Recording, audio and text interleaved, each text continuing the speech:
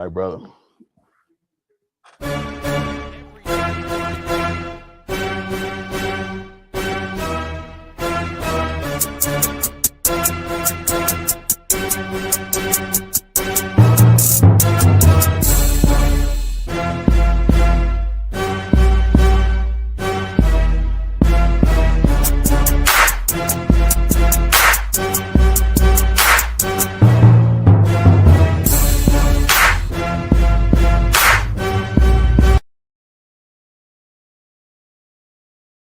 What's going on, great people in all of the great land?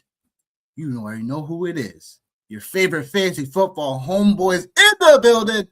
Your guy, Nicholas Wilcox. Your guy, Johnny Main. Happy Sunday to everybody out there. Second part divisional round games we got today. Sunday show, the fantasy football show. Johnny, say what's up to the great people. You know, I want to say something, Mean Gene. I want to start off by talking about Josh Allen. The last time I seen everybody, I looked you dead square in the face, and I said, put some respect on Josh Allen's name. So we're going to open up with an old man rant. Continue. And all I got to say is, damn. Oh, no, you didn't do it right. You didn't do it right. Damn shame. Nope. What happened? You got to do the Farouk. No, we don't even get that. You know why? You seen that man at the podium. That man was crushed, broken, the whole Buffalo Bills locker room. And only for all of that to happen to then go out and go, the team that just beat you is getting ready to go out there with Jared Sugar Stidham. Yep, like, it's not fair sometimes. Wow, man. And I'm not referees. I'm not a big referee guy. But it did feel like, man, at the end of that game, and this was a great strategy by Sean Payton, one of the great masterminds of the league. Hey, man, we're just going to keep throwing it deep. We're just going to keep throwing it deep. We're going to keep throwing it deep until we get a flag, and boom, you get a flag, you're in field goal range. Boom, you get another flag, and you're like the second one, maybe, but then you got the Brandon Cooks fiasco. Like, just what wild shenanigans, period. That's why I'm wearing sunglasses, because I've been like Josh Allen. I've been crying all night because I hung my hat on two guys after the Pittsburgh Steelers got eliminated. Josh Allen, and then obviously, as the entire world knows, my boy Caleb Williams. But yes, the Broncos, that just unbelievable, man. Unbelievable. Great game. Great call by you on the over in this game. For sure. I just could not believe how this game ended up shaking out. Like, everybody that was not fantasy relevant did something. We had offensive linemen catching touchdown passes, for God's sakes. God, yo. Yeah. We had Mecole Hardman coming out of coming out of retirement. And Keon Coleman, you good for entertainment, brother. That's about all you got going on is entertainment, man. Good gracious of life, man. But hey, I will say this, though. I will take a victory lap briefly. Did talk about Dalton Kincaid. Dalton Kincaid. So every time I don't take him, he always does. He always clears his lines. So every time. And then like on FanDuel, 60% of the wide receivers, and I say 60% because after Troy Franklin and Pat Bryant, that's what it was. About 60% of the field was already dead. Like, they were already dead. Like, you had those guys in your lineup, and then man, dude, what a real life gut punch for Josh Allen in this situation, because I knew the losses had happened, but it was just literally seeing it on the screen. It literally was, I think it might have been the Texans, like the first year he got in the playoffs, and then after that it was Patrick Mahomes and Joe Burrow. Like, that's all it was. So I will give you permission to keep throwing shit at Josh Allen's name now. So yeah, that's Good morning. Thank you. I'll take that. Good morning. Hear he. Look, Josh Allen's a good player. You know what I'm saying? He's a playmaker. You know what I'm saying? He's one of the better quarterbacks in the league, right? Look, sometimes being the quarterback, it ain't fair. It ain't fair. You know what I'm saying? Josh Allen went out there and played a great game. Did he throw the interception because someone on the defensive side made a tremendous play? Yeah. It's part of team football. But also, again, everyone's going to blame the quarterback for the loss, which is unfair. But that's the world we live in. We give all the this was. I will give him this. This one's. I will put more on this one than I will any of the other ones because he. That's fair, but even though he kept it, man, he this was not bad decisions. Couple bad decisions actually. I don't know if it like the pitch before halftime or the alleged pitch. Yep. 3 points right here, as you can see. Obviously, that is what it is. I don't know what he was trying to do. I think he threw one Curtis Samuel down the field, and then he also there was one that he missed Dawson Knox. He missed Dawson Knox before that field goal.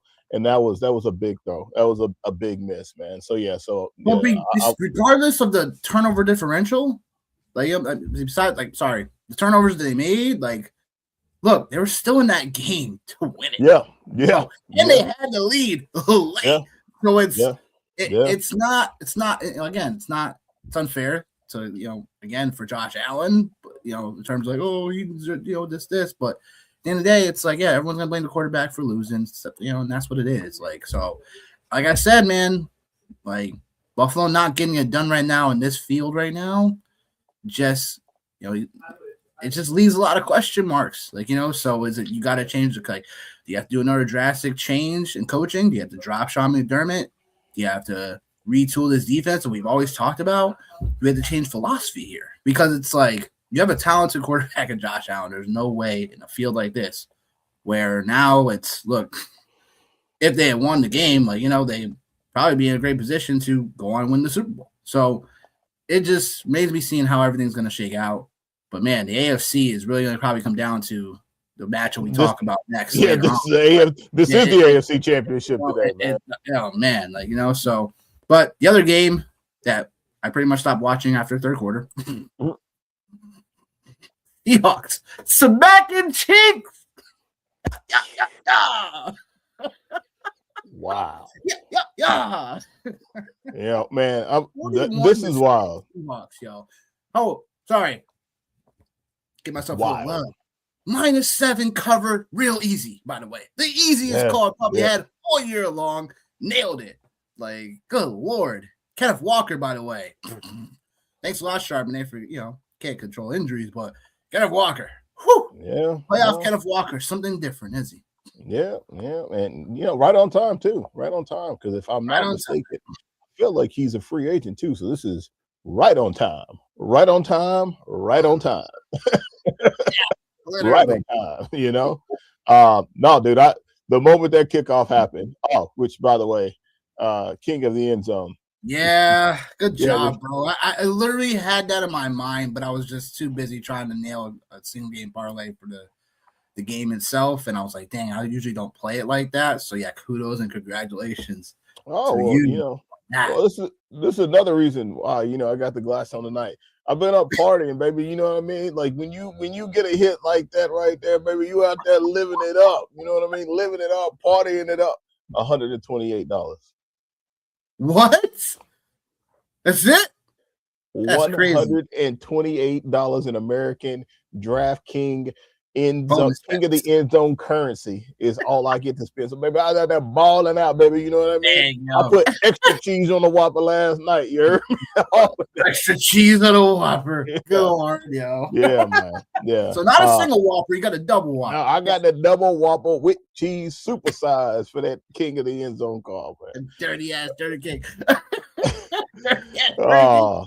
Yeah, no, I just I like that one just because I thought just the Seahawks defense in general, we talked about, man, all the stuff we had mentioned about them defensively, just thought that.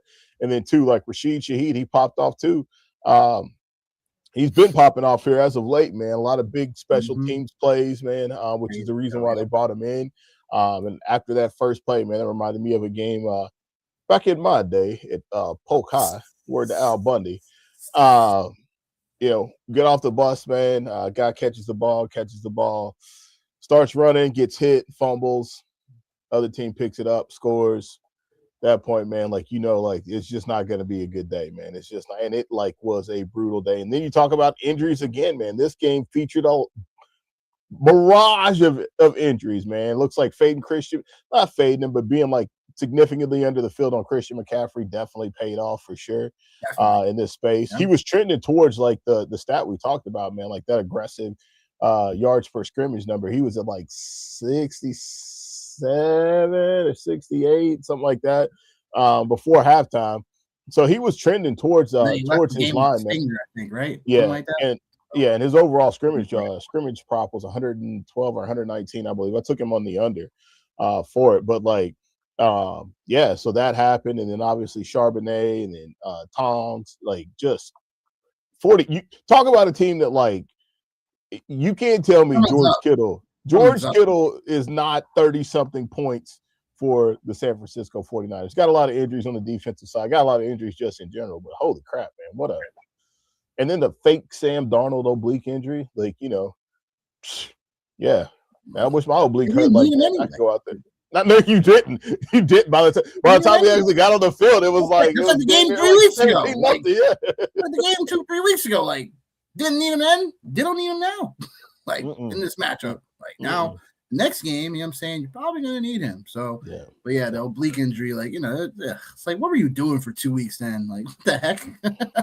So were you partying, living it up then too? Well, yeah, I'm the first quarterback ever to go to 2 different teams and 2 back-to-back seasons to have 14 wins or more on You know what is funny? You know what is funny, though, actually, as you say that, actually. No one's ever done that, by the way. Nope. Well, not even just that, but there's also another fun stat I seen too. I didn't capture it, but I just seen it. And I was like, this is wild.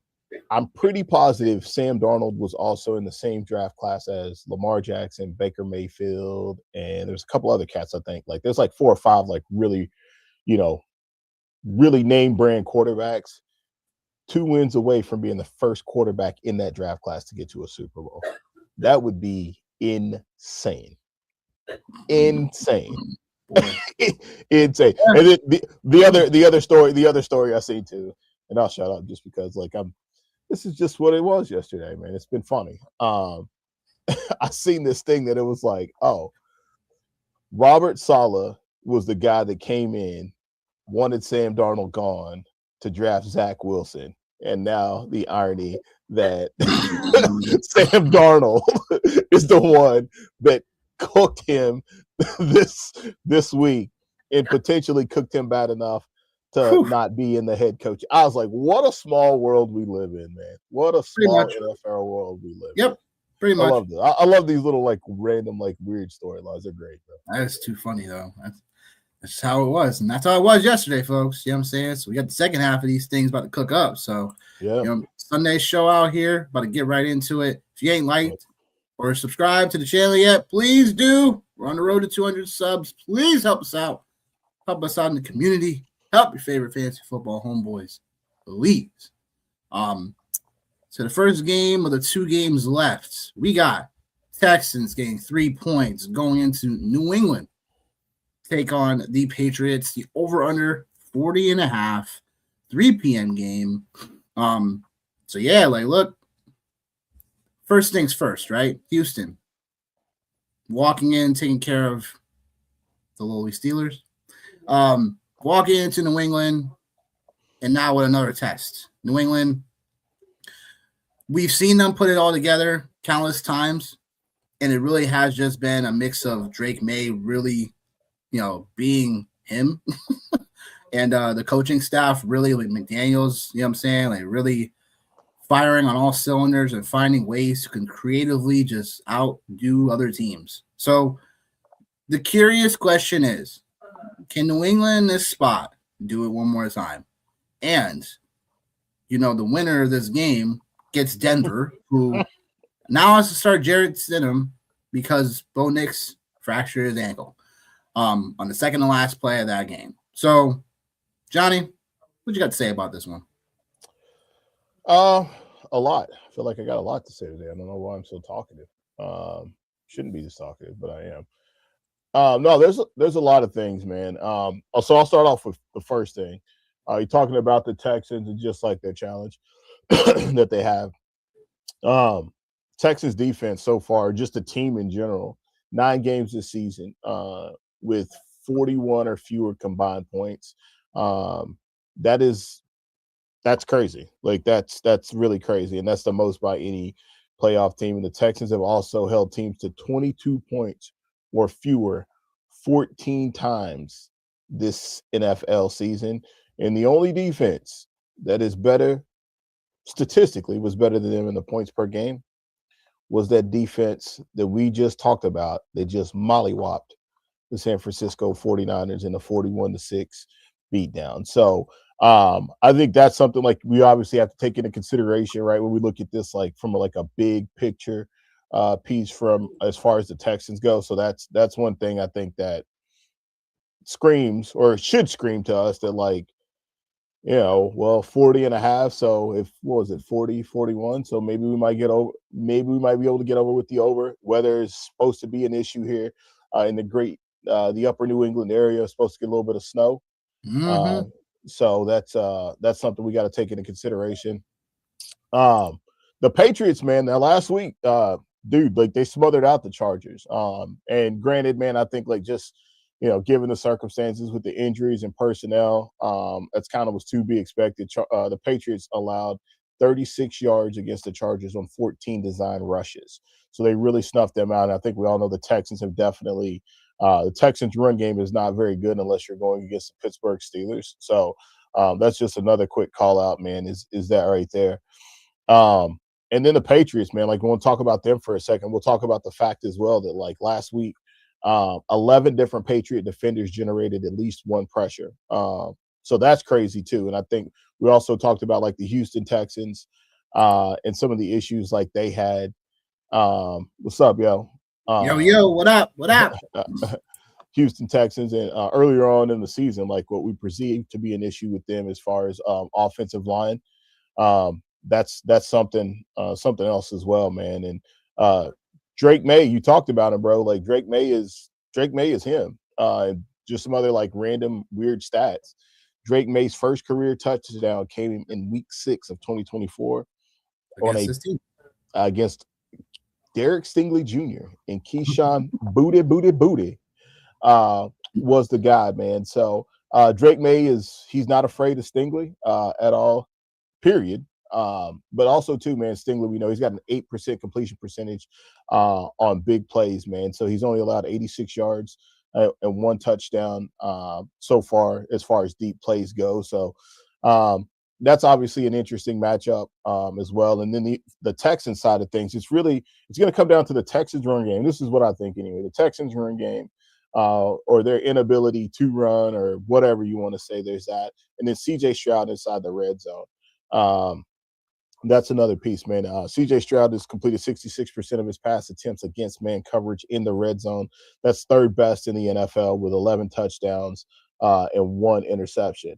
Now, the Patriots themselves have allowed a 64.7% completion rate, which is the third highest in the NFL when in the red zone, when playing man coverage. So, no, it's not just as easy and not just as simple as, well, don't play man against CJ Stroud. It's just not that easy. If it were that easy, they just wouldn't do that, and obviously they would win the game. So I think those are a couple of things to call out as well, just from like what I'm looking at. And then my last 2 things, man, are just experience-wise. The Texans their rookies have played the 5th most of any team in the NFL. So I think that's something to be said. Obviously, we all know Nico Collins isn't going to be with us today as far as the game goes. So obviously a couple of rookies are going to have to step up. Definitely Christian Kirk is probably – I'm saying this and it'll probably happen, but Christian Kirk will probably not go out and have another career game like he did against the Steelers. And then CJ Stroud, man, his stats without Nico Collins, he's got an 85.9 passer rating, 9 touchdowns and 5 interceptions in 8 games without Nico Collins. So with all that being said, man, this just feels like this just feels like a spot for Drake May and the Patriots to win this game. And man, I'll circle back around one last time and just say, all jokes aside, man, really shitty situation for Bo Nix, because that was actually like one of like the underlying storylines like I was looking forward to was, 2 quarterbacks from the same draft class having the opportunity to go play and to go play for a Super Bowl, man. So really upsetting that didn't not gonna happen given the circumstances, man. But yeah, so that's a long-winded way of me just saying like, hey, give me the Pats. Give me the Pats in this space for sure. And after you chop your stuff up, man, like we'll go over a little bit of ownership here in the DFS side. Makes sense. Both of these teams, I'm pretty proud of actually. I like both of these teams for different reasons. It just feels weird saying I like the Patriots. And it just, I think this game for me comes down to CJ Stroud. And my bias on him in road games. He doesn't always do the best in road games, and then now we're implementing the snow conditions in New England, where what happens up here in New England, just magic starts happening, literally. Fairy dust just everywhere, right? My sarcasm way of saying that New England just find ways to win ball games when they're at home. So that being said, look, Texans defense, we already know what it is. You know what I'm saying? Ranked second in DVOA. As a defense, I mean, it's been no-fly zone, shutdown zone for most of the seasons and most matchups. Second in points allowed, and then first in total yards allowed, and then sixth defense on third down conversions. So this defense is the best of the best. Denver was on there on par, but we all know Houston's defense has been the best all year. I just think in this spot, give me the Texans +3. I feel like New England may still find a way to squeak out of this. I just think that when it comes down to it, we know the Chargers defense was somewhat decent, and they gave them a fight for most of that game. It was probably until middle of that third quarter where the Patriots really started figuring some things out. But again, for Houston, they are a good coverage defense. They play both zone and man pretty equally. And they look to not only create turnovers, but again, the pressure gets there. So the thing for me for matchup right now is edges for the Patriots versus obviously Will Anderson, Danielle Hunter. Both these guys combined have 27 sacks out of the 47 of the Texans sacks on the season. And then the other ancillary pieces, especially in the secondary, Petrie, especially in this matchup, he's going to be targeted a ton. We know that. So the Patriots are going to look to get the slot going. So that's Douglas. That's potentially, Kayshon Boutte downfield. Texans still play a top 5 coverage and cover 4s. Boutte takes advantage of that the most.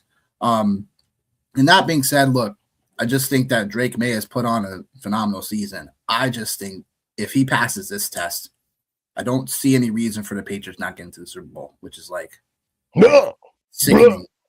It's just sickening to say, but they really played that good. So if they find a way to win this game, I think they'll probably be in the Super Bowl. Not to discredit Denver or anything, and not to say anything can happen next week, but we don't want to pencil them in. But it's more than likely they'll have a distinct advantage, even though they're going on the road in Denver next week if they win. Again, for the Houston side of things, the biggest thing will be the matchup for the Patriots to win this one. Is that Texans, their weakness has been the man gap zones, coverages and gaps. So Stevenson, 7.3 yards per carry against man gap coverages schemes. So that's probably due to, not being the full force running back all year, but it's still something we have to pay attention to in this matchup, combined with, again, Drake May being able to, doesn't matter who it is, if it's when Texas playing man-to-man, we all know it's going to be Diggs and Hunter Henry factoring the most in this New England offense. And like I said, for playing shell coverages, like Moody's going to have to be the guy to win deep. So the question will be here again: is the Texans defense generating that pressure? And they're pretty good all around. Henry Tolilolo, lying back for the Texans against any of the underneath, playmakers like Stevenson or Henderson. Like, can he have another big day? Because although the Steelers didn't have as much offensive firepower, there were still matchups where Gainwell still had a relatively decent day in coverage against Tolly. Keep on always mispronouncing his name, but the matchup there is there for them. So it just comes down to, again, wits and coaching as well. So I give the edge slightly to New England on that one, but I think Houston can find a way to at least, make this game real close. And it all comes down to CJ Stroud for me. I know Nico Collins in this matchup, and that's huge. Can Christian Kirk find a way to be as magical as he was last week? It's possible. It's just more about, can CJ Stroud keep moving the chains? Can they find a way to keep the New England offense off the field, and can they score? Because that would be the biggest thing. 2 defensive touchdowns from Houston is not going to get it done this week if you're the Houston offense. So I think it's just going to come down to CJ Stroud being that playmaker that he can be, and we have seen before. It's just going to have to be in the conditions in New England and on the road. So I give the Texans +3 because I got too much respect for this defense. But I feel like New England could still find a way to really squeak this out late. So give me the Texans +3 and the under for this one. And Albert saying that Texans will win. Very happy about the Bills being out. I am too. Please, we're the Patriot Bills fanatics. Always talk about Josh Allen. He is home sleeping. I don't know if he was sleeping, man. Josh Allen. Not sleeping, yeah. Not be on the plane back home, but yeah, I don't know if he's sleeping. At home. That was crying. Yeah, I was about to say that was tough, man. That was a tough one to watch, man. Sure was, but that's how cost of doing business, man. It sure is.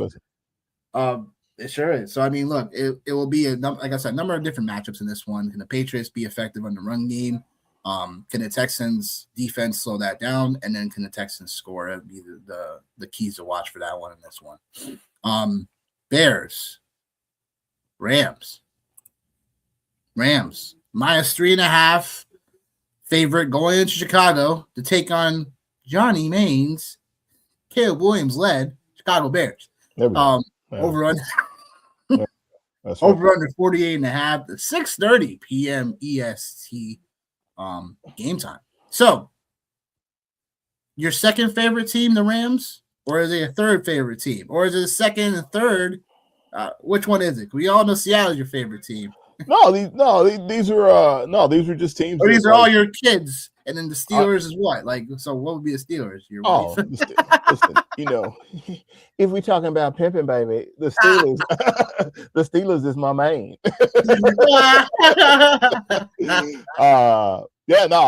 I've said, man, I think like that's the obviously, man, that's the beautiful thing about just fantasy football, man, sports betting, all the things, DFS, right?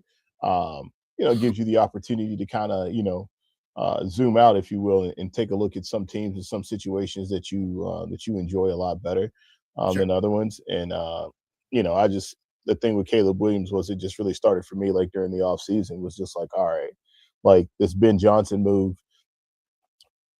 like how could you not get on board with that, right? Like you have somebody like Caleb Williams, like the talent and the caliber quarterback that he is, and I know people are probably going to start piling on, jumping on, being like, oh well this, oh well that, why this, why that, why we on that, why shit? Like I don't know. Like Caleb Williams, man, like even going back to UFC, like they had some defensive issues, and like even the Bears right now, like they still have some defensive issues, but I think like you're just seeing the combination of natural talent, play calling, and maturity starting to happen, for Caleb Williams. And there's a lot of people that, now are kind of starting to turn the corner with him. And like, yeah, his fantasy season, like it wasn't great. He had some moments where like he absolutely ripped it up. So yeah, man. So I'm rooting for him because right now, like quite frankly, like I don't hate the Patriots as bad as I have in the past because they haven't done anything to my Steelers, so I don't have any reason to really hate them. Josh Allen was just rooting for him just because, like, hey man, like it'd be cool to see him win a Super Bowl and just see the city of Buffalo get over the hump if my team's not there. Switch over to the NFC side of things he was talking about. Just told you about Caleb Williams and just kind of how I felt about him. The Seahawks was just a team that like just identified early on. It's just like a team that was like, hey man, I think there's definitely something to be had here in the Rams. Like I think everybody at one point in time, like you had to be there with the Rams for them to go on with like a 7 or 8 game winning streak, right? To look like the best team in football. So I don't think it's like that. I just feel like this is a really great matchup here. Before I get into my rant, yeah, I've seen that.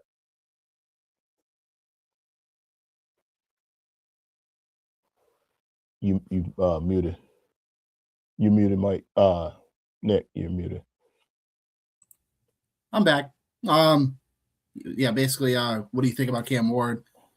He said I'm a tight end fanatic. So, what do you think? Is he a good or a no? Like, let me know. You good or no? Let me know. I guess I don't know. It's hard to say about Cam Ward. I really kind of. I feel like this is. In some ways, I want to throw out his rookie. I just want to throw out his rookie year in general. I don't think we got the best Cam Ward this year at all. Just because of certain factors of like rookie years are going to be what we don't really count them as heavy, right? It's only like after this where it's like we kind of start we start knowing a quarterback for what he is. I'll say there's better days, I think, for Cam Ward. I think when the nucleus gets better around him, similar to Caleb Williams, I think we'll probably see some better days from Cam Ward. But that's just my personal take. Yeah, Cam Ward was a guy like I liked a lot during the offseason. Like I was very adamant about liking him, very adamant about liking Calvin Ridley and just the Tennessee Titans situation. Like I thought, like feels like we haven't talked about Calvin Ridley in like in forever. Yeah, months. Yeah, he's somebody that's kind of dead to me right now. But like I think like with the Tennessee Titans having $100 million in cap, obviously they have some space now, not like literally and figuratively, to bring in an offensive minded head coach, right? Like, which I think that's what you got to do if you're the Titans. You got to get a head coach and you got to get a regime in there who works well with quarterbacks and is offensive minded. I think anyway. So I think Cam Ward will get there to Nick's point. I think he'll get there. Like I believed in him this year, so like he'll probably be a guy I'll probably go back to and revisit because it was kind of the same thing with Caleb Williams last year. So I'll probably go back and revisit it with Cam Ward next season because I do think that there's definitely an opportunity, and I think there's also an opportunity for them to land, whether it's through the draft, right? Because like obviously they have a pretty decent draft pick, and they also have some finances as well. We just talked about, and I'm just being dramatic, of course, as I always am. Ken Walker, like, just kind of thinking out loud, like, that'd be like a nice change of scenery for him, like somewhere where he could go get paid. There's guys like Tyler Algier out there when you think about like the run game. So there's a lot of moving parts, but I definitely am with Nick on, I think Cam Ward. I think he'll get there, man. But going back to the Bears, game.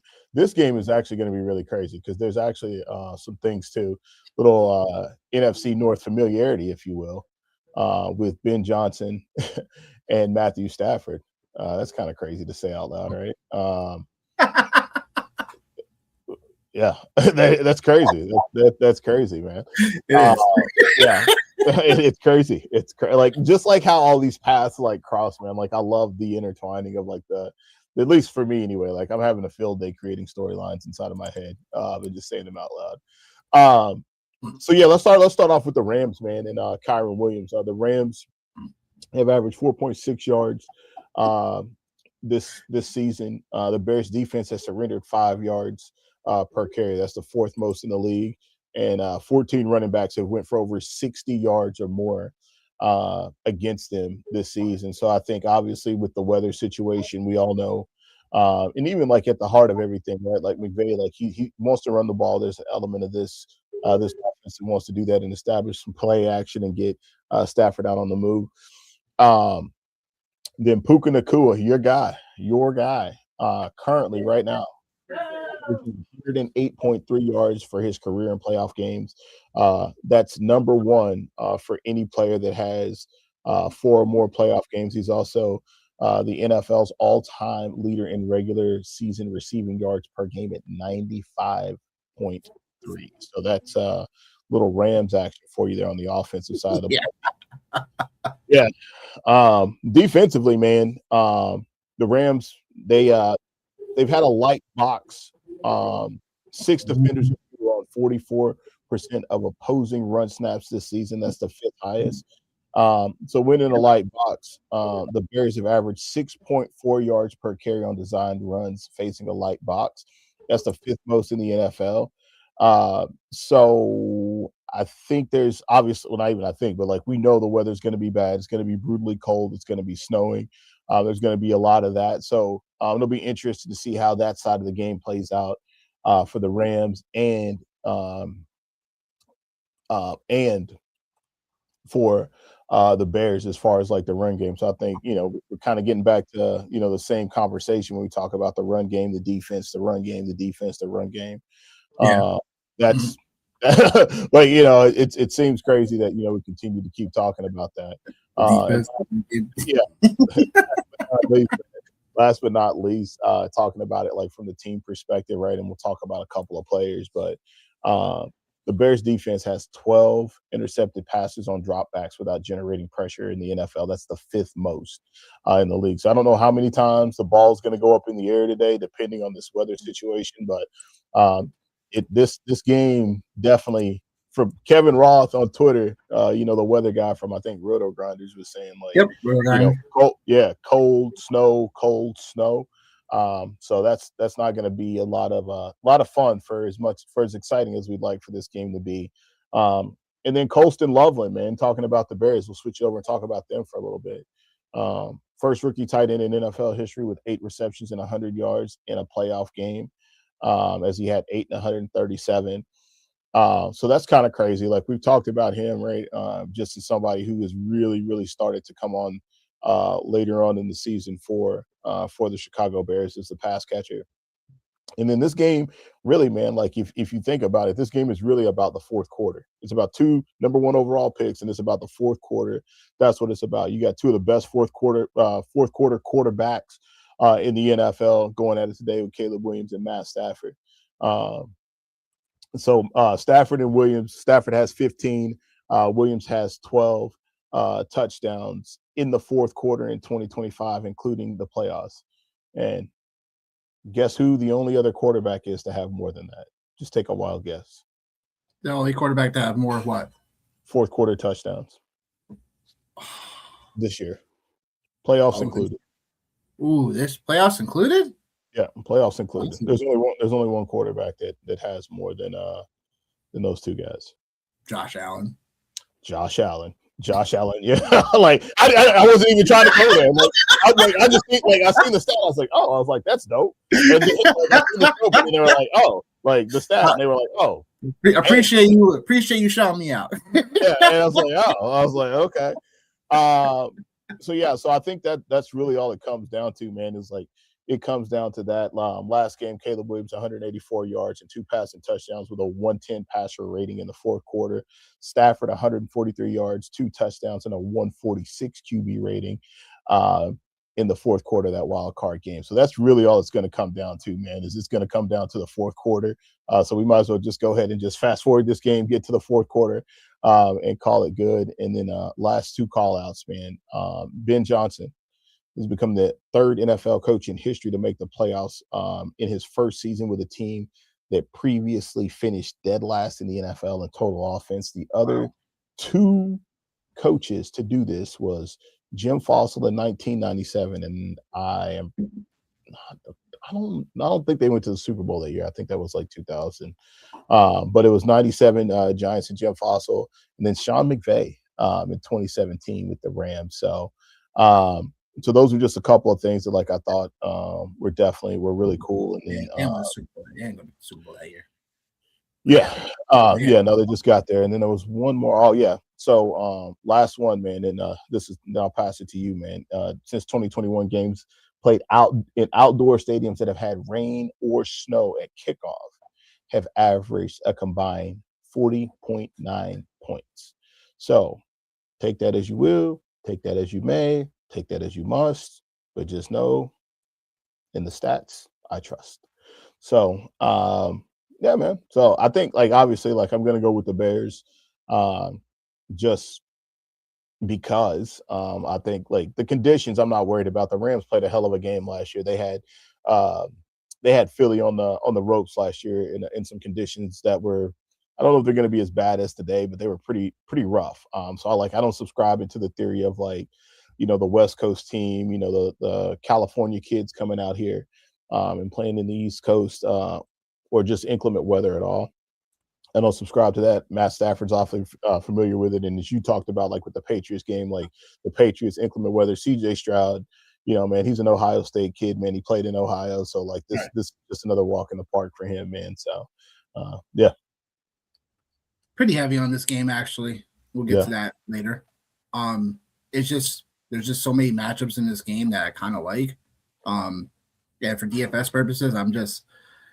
Sometimes you get afraid of the weather. Other times, the matchups you just can't ignore. So, I like the Rams in this spot. I don't buy into this notion of California kids stuff like that. If you know how to play football, you know how to play football. No matter what conditions. I do think that the spotlight matchup for me in this spot will be, because the Bears defense just got even more weaker. Losing TJ Edwards, basically their, on defense. Yeah. It's not usually good. Fair. Usually not good when that happens. And Chicago, again, we talked about them. They are the most optimistic defense in the NFL, but they still give up a ton of yardage. And they still give up, a decent amount of points. Hi, Wendy. Yes, we're talking about bear down. I'm with you. I'm riding with you today, Wendy. Caleb Williams all the way. Let's go. Yeah, Johnny's got the +3.5 today. I'm riding with you. But yeah, I got the Rams in this spot, and the reason being is because again, like CJ Edwards' injury was something that you just can't unsee. And this unit, although they got shut down corner Jalen Johnson back, which should slow down Puka Nacua a little bit. The only way it won't is if Sean McVay is really going to be able to mismatch him in the slot, be able to take care of mismatches on the slot. And mix them around the whole rotation, which McVay can definitely do. So Jalen Johnson should definitely shut him down. I have respect for him. So I do think he won't completely shut down Puka Nacua, but I do think that he can slow him down in this spot. So that's where there's a reason why you brought in Devontae Adams, right? Ready to go, healthy. And overall, he should be able to take advantage of some of the other matchups when they play him on the boundary. I mean, sometimes they play Adams in the slot too. So I think this game really boils down to Chicago Bears defense. Can they get any type of pressure? They haven't gotten a ton of pressure this year on offenses. And the Rams get back Kevin Dotson back, their right guard, who when he's been in the fold, the Rams running attack has looked a lot more polished, a lot more better. So Kyron Williams, Blake Corum, if we're getting the snow, and even if Stafford's so-called not 100% healthy, just like Sam Darnold last week, this upcoming week. It's going to be something where we got to just look and pay attention to. Like, don't matter if the West Coast kids come into town. Rams know how to play football. And the Packers shredded the Chicago defense last week, 325 yards for Jordan Love. So now Matt Stafford coming into the fold. This should be a spot where this offense for the Rams should cook again. And this is where Caleb Williams is going to have to be a magic kid one more time in this spot at home. So I know the conditions, this sounds a little crazy, but I just like the over. And even in conditions like this right now, I think these offenses are definitely the Rams defense has been a bit better, but even last week against Carolina, like Carolina's still shredding them up. So it'll have to come down to a few plays on defense for the Rams to get this one done. Combined with, Chicago's way of always being able to, they start off a little slow first half. So if you like the Rams first half, I kind of like that.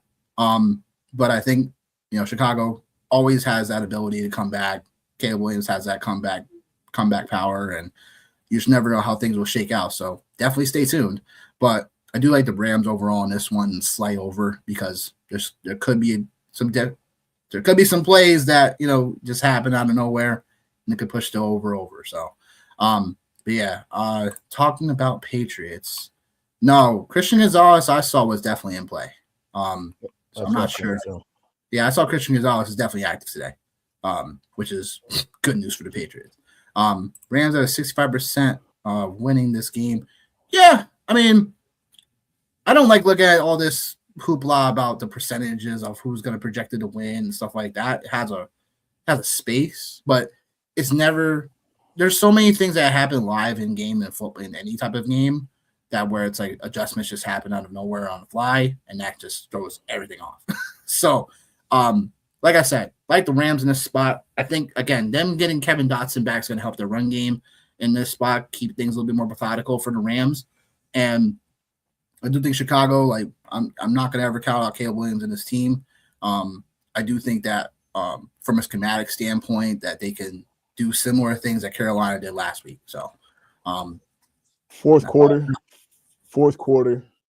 down by 2, scores down by 14. Who are you taking? Because I think that's really what this is going to come down to, man. Again, like it's going to come down to that right there. It's going to come down to the fourth quarter, and which quarterback is going to be able to make plays. And there's another caveat that like I have, again, just it is what it is, right? But like a lot of teams have been pushing and pulling and prodding and poking at this Rams coaching staff this week. Notably the Pittsburgh Steelers, the Cleveland Browns, notably, right? So, like, I think there's also something to be said, like, in that space as well. Not that I'm saying, like, that's a determining factor, right? But just, like, and these guys are all pros, man, right? But just for a while, it looked like, again, when Buffalo was looking like they were going to win that last drive of the game, like, Vance Joseph, I don't know, man. He may not get as many this. Was he too focused on this? Did he not have his defense ready? I heard those narratives.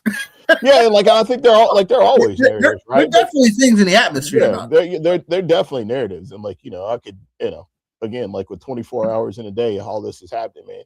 You only have so much time, right? I think like the Rams coaching staff is well prepared. I think you can definitely see that from like a Mississippi mile away, but I think again, man, it's just like another narrative just to just to throw out there. So definitely.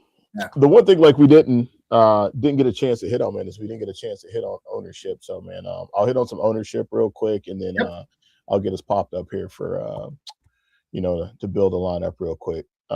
So overall today, DraftKings Sunday slate only. I'll go by position here. Give you the highest owned player and the lowest owned player, so that way you can make whatever decision you need to. Drake May, no shot, 35% on DraftKings. CJ Stroud, 12% owned as the lowest. Highest owned relevant running back, because again, we have to kind of look at it through a different lens at this position. Kyron Williams, 43% owned as the highest. The lowest running back that's inside the rotation is actually Travion Henderson at 21%. Receivers, no shock if I told you Puka Nacua was going to be almost 81% owned today. Yes, of course you would believe me.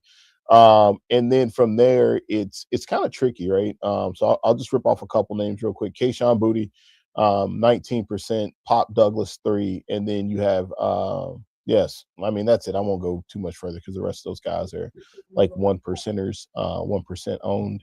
Tight end, I think we can all know where this is going. Colston Loveland is the highest owned tight end at 40%. Tyler Higbee at 11%. And an interesting stat actually about Davis Allen. I didn't really have a space to like talk about him, or like it didn't come up kind of in that space, but just seeing it in tight ends now. I think Davis Allen actually had more snaps than any Rams tight end this year. Just a quick call out. Texans, 29% owned defense, and then the Bears coming in last at 17%. So just a little high-low for you as far as DraftKings ownership goes. We'll get ready to build up here and we'll kind of take it from there. So I don't know if you've seen that question in the chat, man. I did. I wanted you to keep going though. Oh. Wanted you to finish. Do we think Sam QB Darnold, if they get to the Super Bowl and they become champs, will he be MVP? Until we know the matchup, really, like it's kind of tough to say because Darnold has looked so far in the playoffs, not like he did in the regular season, because they've really not, they only play one game, so like they haven't really needed him yet. So it'll be interesting to see if they actually, they get a matchup where most likely they'll need him, like against Houston, they'll need him, like if New England, they would need him. So next week, whoever they get, they're gonna need him. So whether they get the Rams or the Bears, like just never know. Because the Seattle run game can be sustainable throughout the next couple of games if they get there and win. So far, Seattle run game has looked magical. Kenneth Walker has come to the surface. But that's all I'd say about that. Anything to add about that one? No. I think my best guess. Yeah, guy. So my best guess would be I don't know. I haven't like dove into it yet, but my best guess would be, but probably just trying to get like a little leg up on potential Super Bowl MVP odds. You know what I mean? So love that for sure. All right, so here we go. Let's do it. Did not cash yesterday. I know. Zach Charbonnet injury. Definitely got us for sure. A couple of other spaces too that we kind of missed on, but overall, like it wasn't a bad build. So nope, we were right about James Cook. We were right. About James. Yeah. James Cook, Dalton Kincaid. So I think we start off with, I think really the biggest question is Tapuka or not Tapuka. It's the biggest question, man. Yeah, it's the biggest question, because if you don't go with him, there's gonna be salary left on the table. If you Puka, you get a lot of different options. Like your wide receiver, you obviously have to pay down. So if you're paying up, you got to find a space to pay down. So you could pay down. You could go Puka, and then you could pay down. And we could go inside of like this. Caleb Williams. For me, I think this slate, it's either Caleb Williams or Drake May for me, like in this spot. I think that's really it. And then I think you could obviously pay down at running back as well. I think obviously it looks like the Rams run game is where we would want to go. I don't know why I have a good feeling about Travion Henderson today. Maybe it's just because Ramondre's been playing so well that at some point the focus kind of has to start to shift to him. There's that. And I think like the tight end situation is another one we have to pay attention to. So original question, Tapuka or not Tapuka? Yep. I'm not Puking. Not Puka. Reason being is because the ownership is going to be crazy.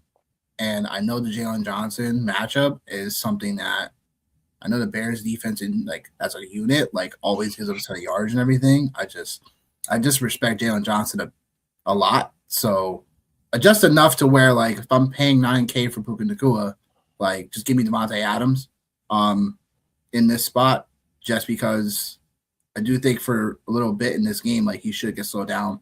If Puka Nacua is going to reach, right now his prop is like 100 receiving yards across books for So I don't know if that's something that, again, like, I don't know. It's always tricky in this spots, but give me Devontae Adams over him right now. Firmly, Devontae Adams. Okay. So we'll go Devontae Adams. And then I think like if we go Devontae Adams, I think then we have to get involved with Kyren Williams. I think exactly everything we got to get involved there. Yep. All right. So I actually, man, like I don't hate that either, man. I think like obviously to your point, like it gives you the ability to kind of get to be able to get more pieces in play. And then obviously we have to find our slate tilter, or maybe that was the slate tilter, was just not having Puka. And I think so too. I think though in the same game, like Caleb Williams makes a ton of sense. Like Caleb Williams makes a ton of sense. Like just for in my opinion, we should be stacking the late game. I think people will get scared of the ownerships outside of Puka Nacua, and Kyron probably. But it's something where I think stacking the late game makes a bit more sense. And then I would say Stevenson as our second running back makes sense. And then it just comes down to like tight end love and then whatever we'll have salary left. That's just my opinion. I'm gonna go back to the well. Excuse me. I'm gonna go back to the well. Yep. With DJ Moore. I'm gonna go back. I'm gonna go back. Oh man! Oh boy! I'm gonna go back. Receivers, man, just oh my gosh, yo. No, but I think there's something to be said, man. Right? Like there's something to be said because like anytime like I get that type of energy from somebody like about a player, I'm like, okay, like I feel good about it. Then I feel good. Like and I know like I know what it is, and I know that DJ Moore is just as hit or miss as you could possibly be, but like this is a very cheap stack situation here with Moore and Loveland, and I feel pretty solid about that. I am going to throw Keyshawn Boutte in here too. I'm going to throw him in there because one of the stats I did not actually get a chance to hit on, and I was like, oh crap, man! I was like, I totally forgot about it. Was reading, and I'll have to go back to it. I'll have to find it. But basically, long story short, the Texans are one of the worst defenses in the NFL on deep passes. Right. Period. Right. And so it's just a matter of like, hey, like, is it Stingley? And as you mentioned, Petrie was somebody, and in the most recent segment you were talking about and kind of highlighted as somebody that will get tried. So like Keyshawn Boutte is somebody I definitely feel comfortable going to. We got 1,500 left. So we got to get in here in the running back world. And then is it like maybe Kyle Monangai? I mean, we're in the Kyle Monangai, Blake Corum, Travion Henderson space is where we're at. So I guess like out of those three young bucks, who do we feel like is more likely to see a bigger role? I think Travion. I don't know why I just got this gut feeling about Travion Henderson today. I have a gut feeling that like if there's obviously a big play that's going to happen, like it's going to be with him. Like they haven't used him in the passing game. Vrabel feel like this is in McDaniels. This is a time where like you sit on all the stuff you've been holding on to for all season long, formations, tendencies, et cetera, et cetera. So like, is this a game where this happens? I don't know, but I'm willing to put my money where my mouth is with that space with him. So Travion, and then defensive. Well, yeah, we'll go defense. So we can then figure out what we need to do with flex. Yeah. I know. Yeah. They all have their outs right now. They do defensively. Yeah. So I'm just gonna go. I'm gonna say if we play the Bears defense, which is the cheapest, then what does that give us the ability to get to? And really that gives us the ability to get to everybody else. But then like if we switched it over and we said, okay, like let's play the Patriots defense, what does that give us the ability to do? Everything that we need to do in general. So really now it's just about, okay, which defense do we feel the best about? I think we've talked about it for whatever reason. I think the Patriots is probably feels like that's the best avenue to go down in this space. They've had some special teams, big plays. I'm just trying to look just to see like where would it be? But it doesn't though too, and that's like facts. And man, and Will Campbell, dude, that's just something people also didn't talk. Will Campbell had his hands full last week with Khalil Mack. Sure did. No disrespect to Khalil Mack. No disrespect to Khalil Mack. No disrespect. But them Texans edge rushes is hell in a handbasket. Uzier was killing them, yo. Yeah. And dude, he's a freak, man. That was a guy I was like, yo, I was so happy to see when Baltimore traded him because, like, I remember looking at him in a couple of games. I was like, this dude might be like, he might end up being one of the best in the league defensively, like as far as defensive line goes. But anyway, so yeah, it feels like, and so Patriots or Texans. So really, it feels like that's the game we want to go to. Is those two games. So or one of those two games. So, but it doesn't change anything. So really, let's just get to our flex then. So it's we can go. We can go DeAndre. Yeah, we can go DeAndre Swift. We can get to Ramondre Stevenson. So this is a great spot, man. We have the opportunity to get to 3 starting running backs. Yep. And so it feels like I feel like Swift's probably the best answer. It feels like it. It feels like he's the best answer to go to. Is it Stephon Diggs' revenge matchup in play? Oh my god, dude! Oh my god, I can't with that guy. Maybe I can't either. He's a headache because you can't predict what it's going to happen. You can't. Is it possible? Yeah. I think obviously, not to be like redundant, but I think there's obviously 2 scenarios: Stephon game revenge narrative. Yep. Stephon Diggs crash out. Yep. So there ain't no in between. There ain't no in between. No. And then the other part of the equation, if not Swift, do you like Rome Odunze then? Oh my god, I'm not going there. Like, no, I can't imagine anybody is playing Rome Odunze today. Can't imagine it. That's the point. Can't imagine. Actually, people are actually playing them. They're playing them at 24%. And like DJ Moore and Kayshon Boutte are from an ownership side are actually under Rome. So like we're in a good space, I think anyway. Like if we want to if that's like one of the things we want to talk about is ownership, we're in a good space with that. I wonder. I'm just gonna see something else, man. I just want to see we could still do the same thing. Yeah, it doesn't matter. Drake May, we go Drake May and get there because if the other part of this too is it feels like if the Patriots, like we know what the offense is going to be. The offense is going to be through Drake May. So that was kind of the hang up for me anyway, was Drake May or Caleb Williams.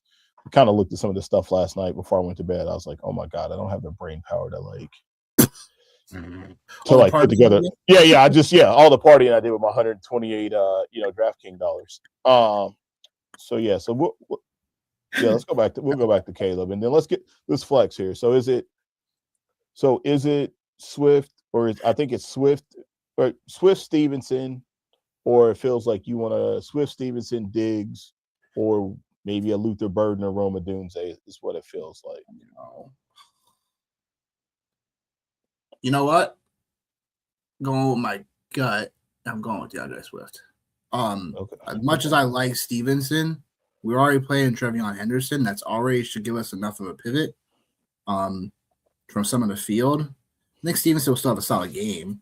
I just think that I think Swift. There's something about Swift right now for me. Like he hasn't gotten like the love and usage yet because of the Benungai situation, but I think he's totally a nice like little thing to if we're going late game, if we're pushing late game in this lineup, like I think he's someone we can get to away from the overall spot. And then we didn't talk about tight end. You're locked in on Loveland. Well, I mean, I want to hear what you got to say, for sure. Because I was just thinking, I was like, man, it's like we don't have I was thinking 2 things. Number one, man, there's a lot of Bears in this lineup. We got 4 Bears in this lineup. No, but it's because we expect them to play from behind, so that makes sense. True. Logically, makes sense. Yeah. So I was thinking that, and I was like, we don't have a single Houston Texan, and really, the Texans are the real value on the slate. Really, they're the real value. Right. The pass catchers are a value. Yeah. Woody Marsh is a value. Higgins, stuff like that. Like the one place that everybody is going for the Texans is defense. So let's take out Loveland for a moment, and let's take out Keyshawn for a moment, and feel like where we're at. Man. Not to say we can't go back here. Yeah. Let's put in Parkinson. Oh my. What? Okay. All right, hold on. Or Schultz. Hold on. Your guy Dalton Schultz. Yeah, I don't mind Dalton Schultz. I really don't. And maybe I'm just like I'm in my own space. It's tight end roulette for the Rams. You already know that. I know it's tight end roulette, but like I just feel like if you're paying down, like if you're reaching down for some of these other players, yeah, like you're reaching down because like you have a high end player. and like everybody else on the board, like we don't have Puka. So like, is that build going to be like drastically different? 1,000% is going to be drastically different because we don't have Puka and we're reaching down. So if we reach down to Dalton Schultz, yep, which I could talk myself into that being an okay play. Now, if we take out Keyshawn Boutte, it leaves us 61. Well, if you take out Boutte, you're at 61, and then I mean, you could go.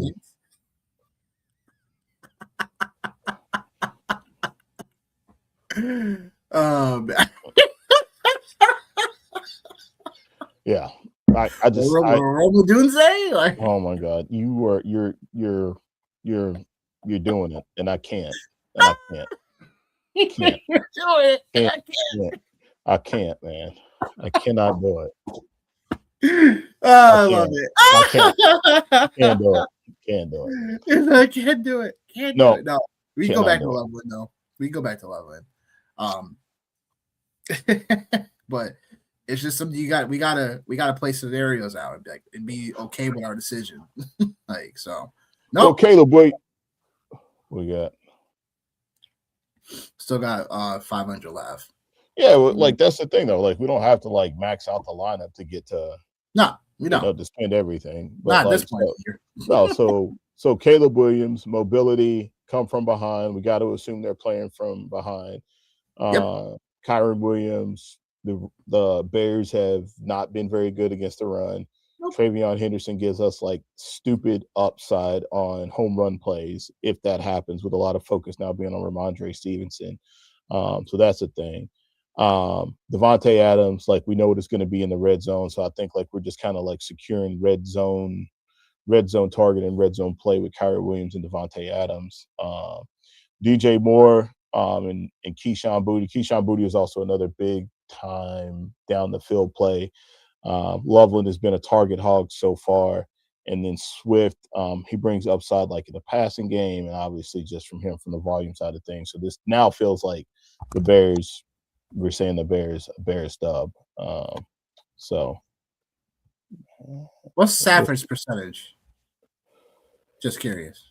Oh, what's up, Matt? What's up, Matt? What's up, my guy? What's up? He actually lives around your area. Yeah. Yeah. Oh, sick. Stafford is 30%. Yeah. So Stafford's 30%. Caleb Williams is 23%. Drake May's 35%. Yeah, I can understand why Drake May's 35. I think this is. I feel like this is it. I think like the only argument like we really have is like if we wanted to go. I'm going to mess with some Patriot stuff real quick and see like what that looks like if we do it this way. So so we just don't have a chance to get to Diggs if we swapped out Henderson for Stevenson. Right. So yeah. So that's it. I love it. All right, cool. Sending it. All right. Perfect. All right. Well, we got the DFS side of things out the way.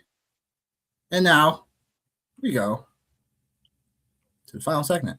Next prop shop, still 59% on the year, 171 and 115 on the year. 5-3 record yesterday. Called that Seattle -7. Ooh, so easy. Fuck the Niners. Now we're getting into props. I think I got another 8 for everybody here today. So going to the Texas Patriots game, got Stevenson 60+ for scrimmage yards. This just goes to the man gap concepts that Texans run on the ground. So if you want to take the 40+ rushing, I wouldn't mind you doing that. Like I talked about earlier, Stevenson averages 7.3 yards per carry against man gap schemes. So that's something that you can go to. But obviously Stevenson has been pretty, he had 75 yards receiving, led the team in receiving last week. So I do think the 60+ scrimmage yards is a very safe way to get to. especially if we see Stevenson get at least 12 touches in this game. So I like that. And Christian Kirk over 3.5 catches. This is a play on Nico Collins being out.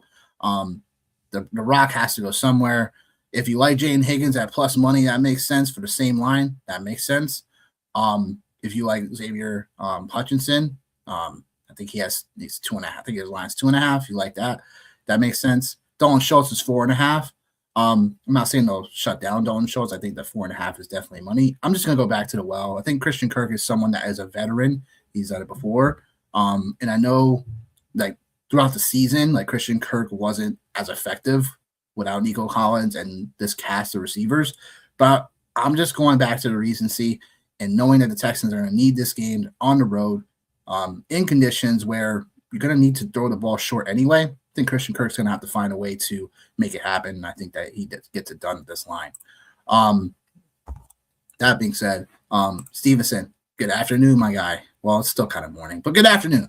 But that being said, going on to the second game that I got more of my plays on. So the Rams-Bears game, I got Matt Stafford over 266 pass yards. We just saw Jordan Love carve this defense up in somewhat similar weather conditions.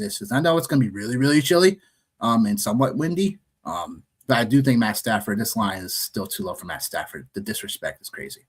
Caleb Williams over 32 plus passing attempts.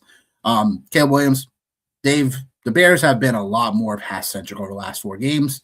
And Caleb Williams is obviously, the conductor of that. So I like that line for sure. Kyron Williams, I'm going back to the money train. Every time we take Kyron Williams for this line, we've bet him 4 times this season. He's come through for 3 of the 4. The only time he didn't hit that line was because the Rams were in a blowout fashion. So 60-plus rush yards for Kyron Williams is more of like an emotional play for me because Kyron Williams gets Kevin Dotson back. And Kevin Dotson's in the lineup at right guard for them. They overall are really good in run, him and Blake Corum. So this is more of a, game script play for sure. Tay Adams over 54.5 for receiving yards. Talked about it earlier. Jalen Johnson matching up with Puka Nacua. I'm not expecting him to shut him down, but I'm expecting him to somewhat slow him down a little bit. And that's with Devontae Adams and Stafford. We all know they have the touchdown connection. We know they have the connection in general. I do think that playoff Tay Adams, is going to have to show out today. Parkinson, I think the line's a little too low, over 20.5 receiving yards. He's played in these conditions before, going back to Seattle days. So I'm not concerned about that.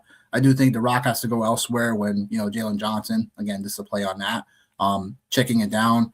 And although it's a very pretentious situation with all the other tight ends in the spot, I just like Parkinson for his length. He's the tallest out of all the guys there. Roma Dunze, this is a play on him still being the Bears wide receiver 1. 35-plus receiving yards just feels too low. I know he's coming in with a questionable tag, stuff like that. I do think the line's a little too low. Roma Dunze got there last week for us. So I think in a spot where Caleb Williams is going to be in a situation where, once again, he's going to have to show out and get Chicago to the conference championship game, I think Roma Dunze will have to play a role in that. So those are the plays for the prop shop for this week. Dope. I'm going to ask you now, right? Go for it. Do you have any final thoughts for the people? Man, I'm just hoping Caleb Williams doesn't let me down. If he does, I'm just hoping he doesn't. If he does, then I'm headed towards the NFC side of things anyway, honestly, as far as Super Bowl picks, because Seattle, LA, Chicago, 3 teams that and then too, just, man, what a miserable week at work it's going to be if the Patriots end up a miserable week. It's just going to be literally. I was thinking the same thing. Oh my gosh. Oh man. Yeah. I don't have anything else to rant and go crazy about. I think I got it all out for sure. Other than the fact that, Nick mentioned earlier, man, grinding to try to get to 200 subs. Yo, what up? Grinding, trying to get to 200 subs. Obviously Facebook, X, YouTubes. We also have dabbled a little bit in the TikToks as well. So go find us, man. Go find us. Go give us some likes. Give us some shares. But hey, today, final thought: Bears and Patriots pulling it out today. So. Final thoughts for me is please go like and subscribe. Please go like and subscribe to YouTube. If you're on Facebook, quickly go on over to the YouTube channel. Check us out. Give us a like and a sub. Again, on a mission to go to 200 subs. If you're on Facebook, please like the page. Share it with your friends and family. We're on TikTok, separately as well. So just just show us the love. We out here killing it all season. Probably one of the last survivors of podcasts out there for fantasy football out here. So giving y'all the plays, giving y'all the cash. We out here. So please do so. And overall, Haywood out here. What up, my guy? You're late, but it's okay. It's okay. Right. That being said, we overall out of here. So final thoughts for me. Got these Texans and I got the Rams pulling it out. And I swear, if New England, man, it's gonna be a long week for both of us. It's gonna be a long week for both of us. I'll just say that. It might be a long 2 or 3 weeks as well if everything pans out how we think it's gonna pan out if that happens. So that being said, I wish y'all a fantastic day. We wish y'all a fantastic day. Enjoy football, enjoy the family. Get y'all ready for the week. Until the next show, we out of here. Peace.